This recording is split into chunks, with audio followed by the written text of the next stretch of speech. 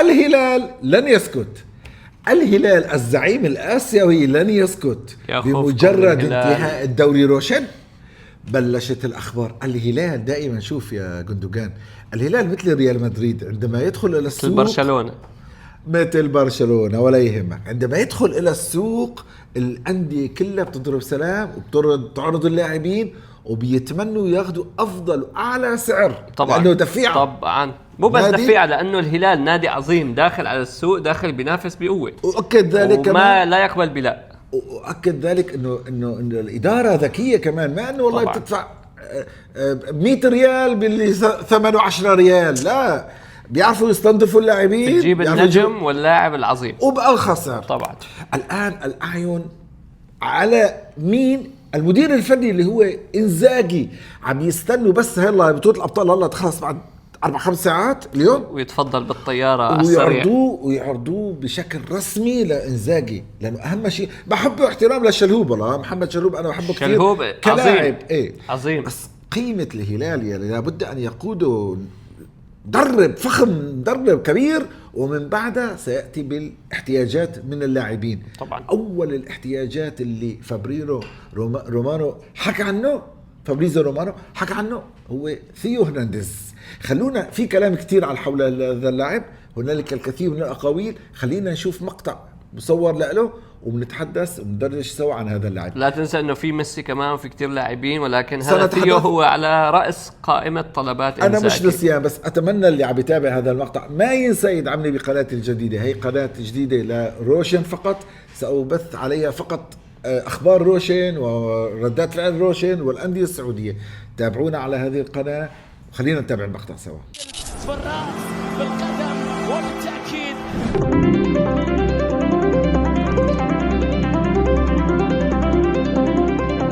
يضع الكرة في الشباك. طبعا بداية المقطع الآن اللاعب فرنسي، اللاعب سن صغير 27 سنة، قمة العطاء، 27 عنده خبرة، ولكن هو ما له لاعب كبير يعني، لساته شاب ولكن عنده من الخبرة ما يكفي. أحسنت. ما له لاعب صغير يعني. شوف هو كابتن ميلان، عم بيلعب مع ميلان وما زال كابتن ميلان، لاعب بالمنتخب الفرنسي كمان، بيلعب بمكان مهم جدا اللي بيعطيك فيه دفاع وهجوم، وهو مركز الظهير الأيسر. صحيح، ظهير أيسر. شوف اوه التسديدة محلاها. الله هو أصلا غير مطالب بتسجيل أهداف، ومع ذلك عم شوف بعض الأهداف. هداف. شوف عنده جرأة، الله جرأة الدخول لغرفة العمليات، لمربع العمليات، وتسجيل مواجهة الحارس. طلع ظهير رائع يعني، راح يكون مكانه مكان كتير مهم ومكان مؤثر. متعب الحربي مصاب، لودي عم يظهر ويغيب احيانا، ما عنده هالامكانيات. هذا اللاعب راح لا سوبر، هذا من طراز السوبر، اضافه رهيبه للهلال. اصلا هو قوي يعني. جندوجان شوف انك انت تواجه حارس المرمى بشيم انك تكون قناص طبعا، وانت مالك قناص. شوف حتى بيخلق ضربات جزاء يعني، كظهير متعب لاي دفاع بفريق الخصم. للامانه هذا اللاعب لعب لريال مدريد حتى، يعني تخيل مستوى بمستوى يلعب بنادي كبير مثل ريال مدريد، ولكن على زمانه كان في مارسيلو وعزه 2017 2018 شباب يعني.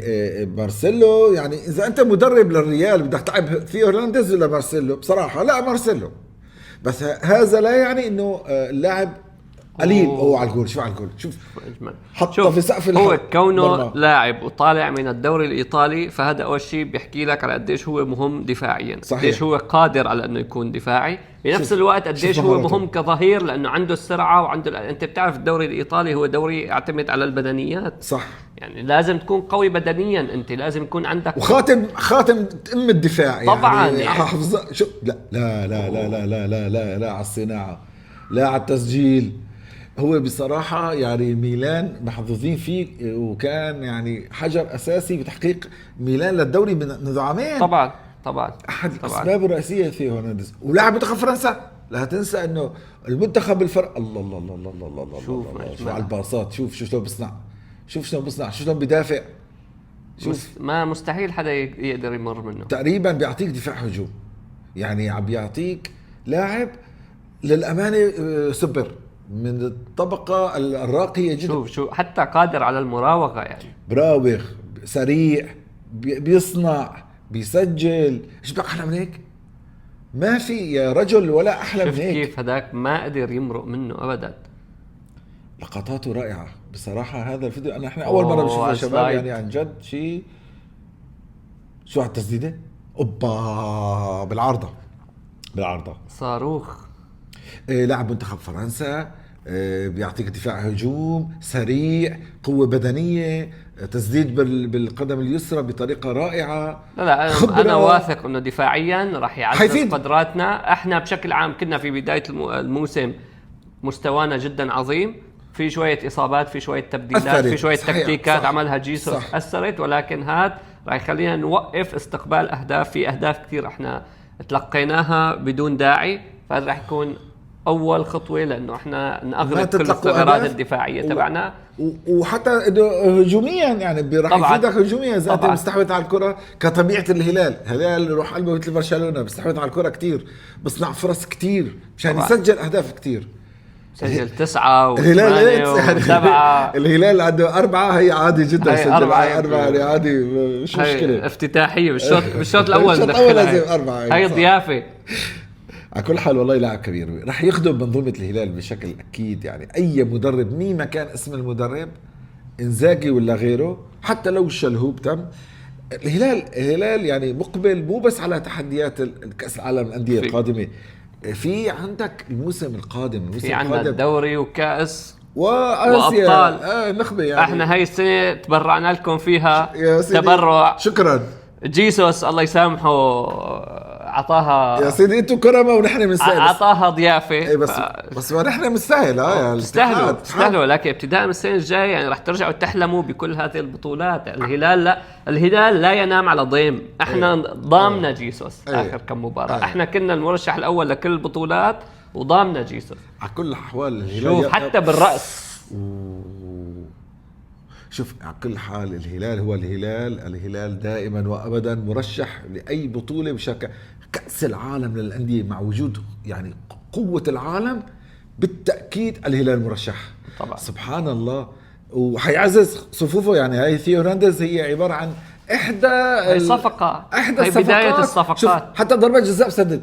الله عليك الله عليك الله عليك.